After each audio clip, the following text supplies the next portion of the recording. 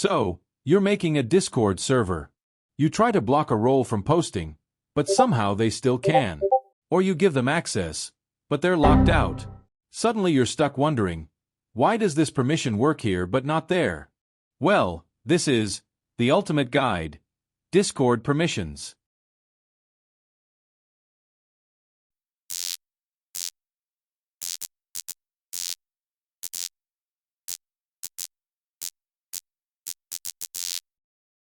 Let's start with what a permission in Discord is.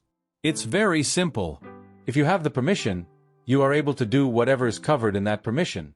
You don't. You can't. Now, we'll address a very important aspect, the hierarchy.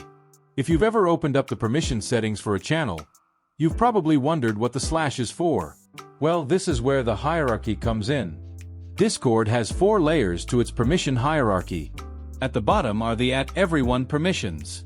Above them are the roles. Above the roles are channel permissions. And above the channels are user-specific permissions. It is important to note that channels themselves have an @everyone category, so there are technically 5 layers. For each user, for each permission, Discord first checks @everyone. If that is disabled, it checks the user's roles.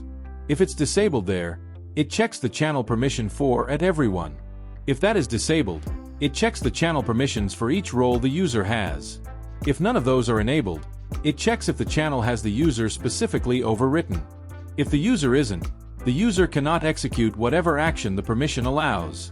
Since that was probably confusing, let's take, for example, the send messages permission. Sending messages is a vital part of Discord, so if this permission is not properly set, it would be like trying to hit a target when there is wind. Not great. These are some commonly reached outcomes. Feel free to pause the video and study the chart. These mean the permission is enabled, these mean it is disabled, and the slashes mean it inherits the highest setting from the layers below it. As you can see, roles override @everyone channel permissions overwrite roles, individual role permissions in a channel override @everyone in that channel, and specifically setting a user's permissions in a channel overwrites everything else. It is important to note that, when having different settings in the same layer for the same permission, the enabled one takes precedence. In other words, using the send messages permission, if you have 2 roles and the higher one has it disabled while the lower one has it enabled, the result is it being enabled. This is the same for channel permissions. If you disable the higher role but enable the lower role, it will be enabled. @everyone does not affect anything since it's a layer below. Remember, higher layers overwrite lower ones. The only exception to this is when you have a permission enabled for @everyone, but not for the role, and when everything else is set to inherit. Then, the result is enabled.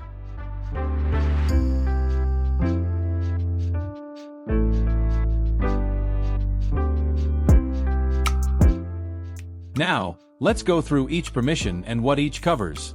Although roles and channels have very similar permission sets, there are a few differing ones. For the similar ones, we'll show the role permission on the left and the channel permission on the right. Then, we'll go over the different ones separately. Before we begin, these are the types of channels in Discord. Stage channels are slightly modified voice channels. Announcement and rule channels are basically text channels with different icons. And forums have the same permissions as text channels, but instead of messages it's posts.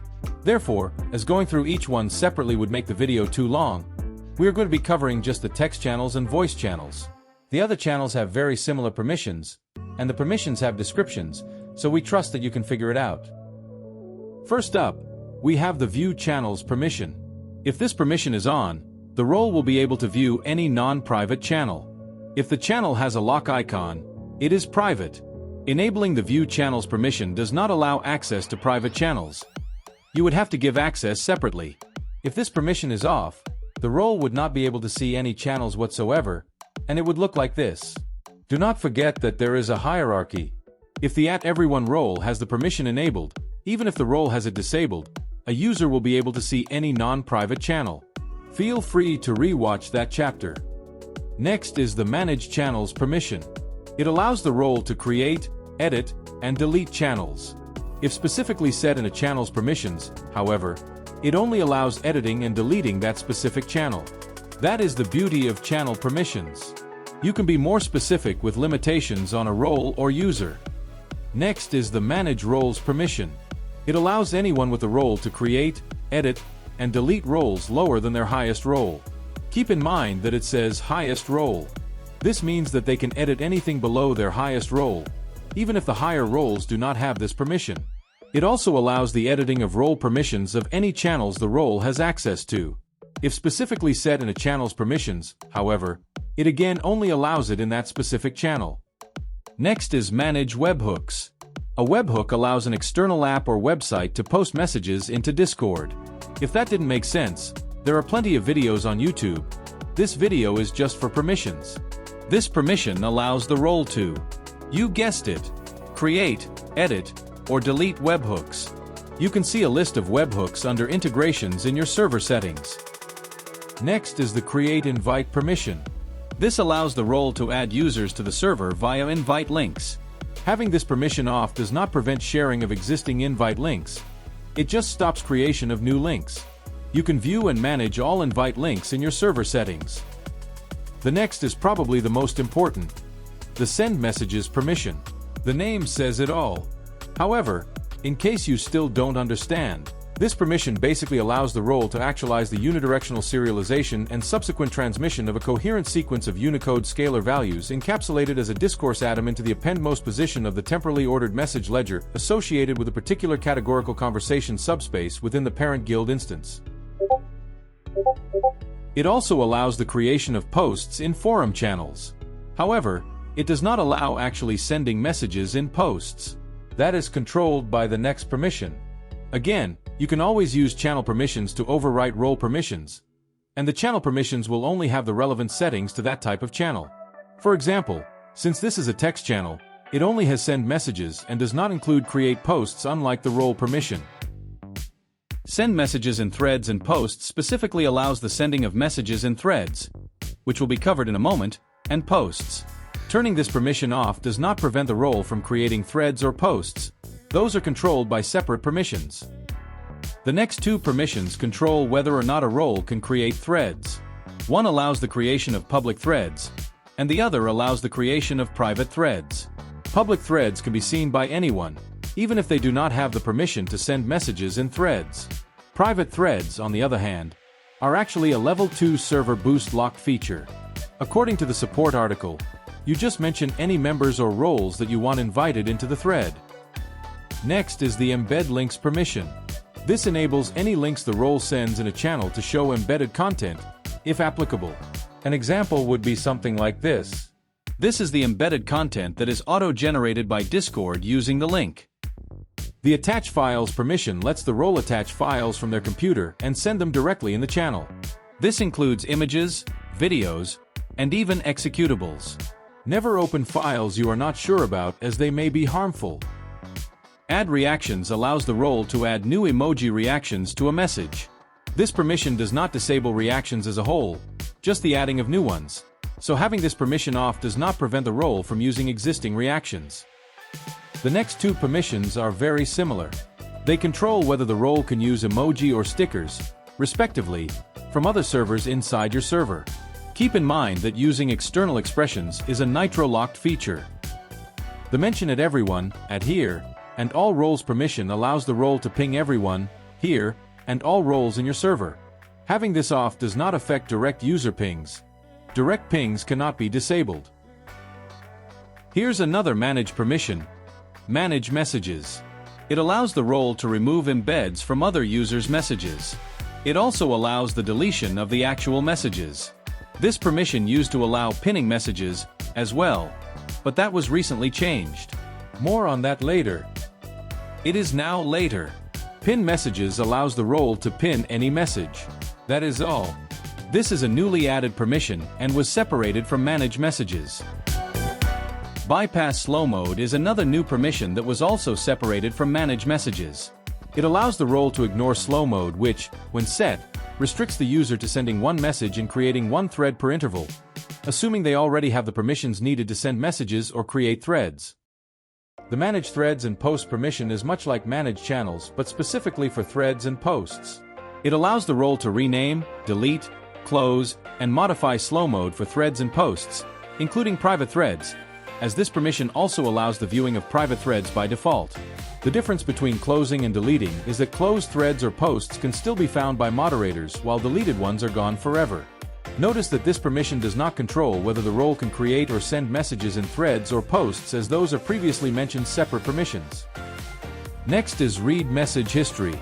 This permission allows the role to read all previous messages sent in a channel. If it is off, the role will only see messages sent while they are online. All others can't be accessed. This does not fully apply to threads and posts. The Send Text-to-Speech Messages permission allows the role to send messages that will be heard out loud by anyone currently looking at that channel. It is mostly for accessibility. The $cent trademark Send Test. The Send Voice Messages permission allows the role to send voice recordings. You also need the Attach Files permission for this to work. Currently, you can only send voice messages through the mobile app. Then, there is the Create Polls permission. It allows the role to create a poll using Discord's built-in polls feature. Heading into the final stretch, we have 3 use permissions: Use Application Commands, Use Activities, and Use External Apps. Application Commands allows the role to use commands related to apps or bots, including /commands. Activities allows the use of activities, and External Apps allows any external apps the user may have added to their account to post public messages in your server. We're not sure how the last one works and cannot provide an example. Next, let's quickly go over the permissions specifically for voice channels. Connect allows the role to join non-private voice channels and hear others. Speak allows talking in the voice channel. Video allows sharing of the user's video feed, screen, or game stream. Use Soundboard allows use of the soundboard. Use External Sounds allows the use of soundboard sounds from other servers and is a Nitro-locked feature. Use Voice Activity allows speaking just by talking. Having this off means push-to-talk is required. Push-to-talk is when a key bind needs to be pressed and held to be able to speak. Priority Speaker allows the role to be more easily heard, as the volume of everyone else talking will be lowered. Mute Members allows the role to mute other members in the voice channel. Deafen Members allows the role to deafen other members in the voice channel, which means they won't be able to talk and won't hear anyone else either. Move Members allows the role to disconnect or move other members between voice channels. Set Voice Channel Status allows editing of the voice channel status. Next, we have one permission specifically for stage channels. Request to Speak allows the role to request to speak in the stage channel, and moderators can approve or deny each request. Lastly, we have all the permissions regarding the server itself and moderation. First up are 2 similar permissions. Create Expressions allows the role to add custom emoji, stickers, and sounds to the server. Manage Expressions allows the editing or deleting of ones that were already added. View Audit Log allows the role to view the audit log, which is a record of who made what changes in the server. The View Server Insights permission allows the role to view server insights, which shows data on community growth, engagement, and more. We already covered Manage Webhooks. The Manage Server permission allows the role to change the server name, manage all invite links, switch regions, add apps or bots to the server, create and update automod rules, and even create server templates. We're almost done. Change Nickname allows the role to change their nickname in your server, and Manage Nicknames allows changing the nicknames of other members. Kick, Approve, and Reject Members allows the role to kick members and, if server access is set to apply to join, allows the role to approve or reject applications and create special invite links that bypass the application.